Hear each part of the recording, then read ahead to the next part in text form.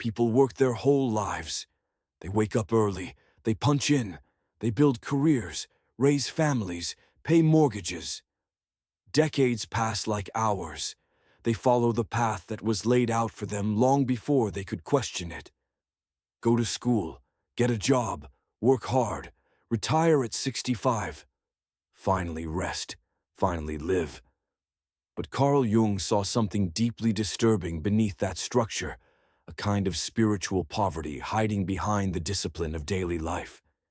He saw people sacrificing everything for a promise that often never arrives, working, grinding, climbing, only to reach the end with empty hands.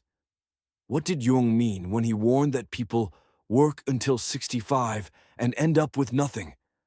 He wasn't just talking about money. He wasn't reducing it to savings or retirement plans. The nothing he spoke of was something far more terrifying, a hollow self. A life spent accumulating goals imposed from the outside while the soul quietly starves. A man can work for 40 years and build a perfect resume, but still not know who he is. A woman can raise children, support a family, build a home, and still feel like a stranger to herself. Jung didn't blame them. He blamed the culture. A society obsessed with achievement but blind to meaning. We're taught to value productivity over presence, control over depth, appearance over essence. From the moment we're children, we're taught to perform, get the grade, win the prize, stay busy. But no one teaches us how to listen to ourselves. No one says, stop, ask who you are, ask what matters. And so we don't. We go with the flow. We obey the system. We seek stability, respectability, approval. We become professionals in surviving, but amateurs in living. And by the time we're 65, we've learned everything about the world, except our own soul.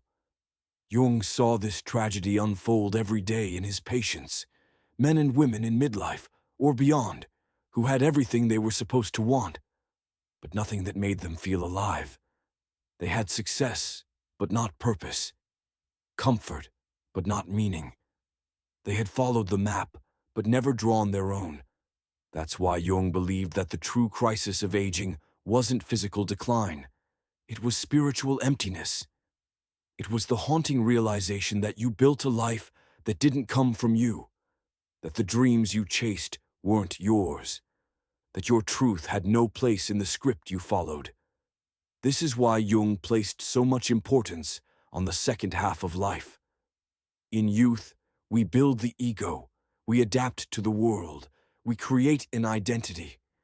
But in maturity, we must go inward. We must ask deeper questions, not, what should I do? But who am I beneath all this? The problem is, by the time we arrive at that stage, most of us are exhausted, disillusioned, afraid. We've spent decades climbing ladders, and when we look around, we realize the wall was the wrong one. Jung didn't want people to abandon their responsibilities. He wanted them to wake up before it was too late. There's a point in life when the noise starts to fade. The job may end, the children may leave, the routine may loosen. And in that silence, something very old begins to speak. The self, not the persona we show the world, but the deep, mysterious core that knows who we are. Jung called this the process of individuation, the slow, painful, but necessary journey of becoming whole, of integrating the lost parts, of finally living from the inside out, not the outside in. But that journey can't wait until 65. Because if you wait, you may reach the end with a bank account and a pension, but not with yourself. And that, for Jung, is the greatest failure of all, to live a life that looked right, but never felt true. What does it mean to end up with something? We usually think in material terms, a house, a pension, some savings, maybe grandchildren, maybe photos on the wall. But Jung was after something else, something quieter, deeper, almost invisible to the eye. He believed that a fulfilled life is not measured by what you accumulate, but by how fully you come to know yourself. The tragedy is that most people only start asking the right questions when the clock has nearly run out. Jung didn't believe that reaching 65 meant it was too late. On the contrary, he saw the later stages of life as an invitation, perhaps the last and most honest one. When your roles fall away, when your status means less, when the ambitions of youth fade, what remains is the raw encounter with your soul. But it's not easy. Most people are afraid of what they'll find. They've built entire identities around roles that are no longer needed, and without those roles, they feel lost, retired but restless, surrounded by time but disconnected from meaning. He saw how dangerous this moment could be. Some collapse into bitterness. Others chase youth, desperately trying to relive a version of life that's already passed. Some distract themselves with consumption, novelty, routine. But the few who are brave enough to stop and listen, those are the ones who begin a second life. Not a longer one, necessarily, but a deeper one, a real one. Jung believed that the real treasure at the end of life isn't external, it's inner clarity, a reconciliation with your shadow, a reunion with the parts of yourself you left behind while chasing the world's approval. He spoke of the unlived life, the dreams you abandoned, the desires you suppressed, the truths you ignored to fit in. Those parts don't disappear. They wait, quietly, and as the outer noise fades, they rise, they ask, now that the world no longer needs you to pretend, will you finally be who you are? But most people never get there, not because they're incapable, but because they were trained to fear stillness. Our culture doesn't value introspection. It values action, performance, consumption. So we fill our calendars, even in retirement. We avoid the mirror. We confuse movement with meaning. And we die with the same question we never dared to ask.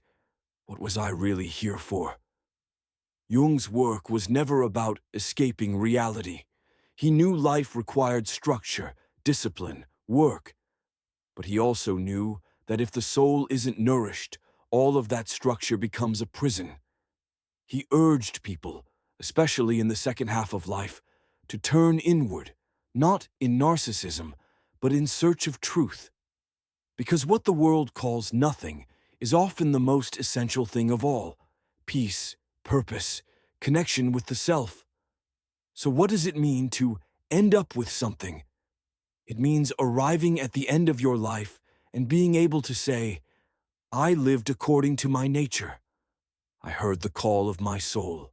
I dared to change when it was easier to stay asleep. I may not have been perfect, or rich, or famous, but I was real. I was whole. That is what Jung meant. Not that we must all quit our jobs and meditate in caves, but that we must stop postponing our inner life until the outer one collapses.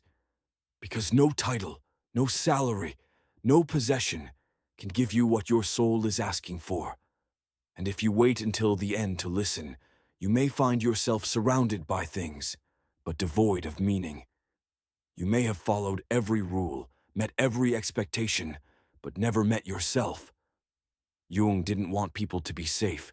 He wanted them to be alive, not comfortable, awake. And that awakening doesn't come from success. It comes from honesty, from facing the shadow, from risking authenticity in a world that rewards masks. So if you're hearing this now, no matter how old you are, the invitation is the same. Don't wait.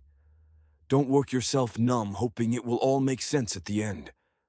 Don't sacrifice your soul for a version of life that was never yours. The world needs your truth, not your performance, and you need your own truth even more. You were not born to retire. You were born to become real. Let that work begin, not at 65, but now.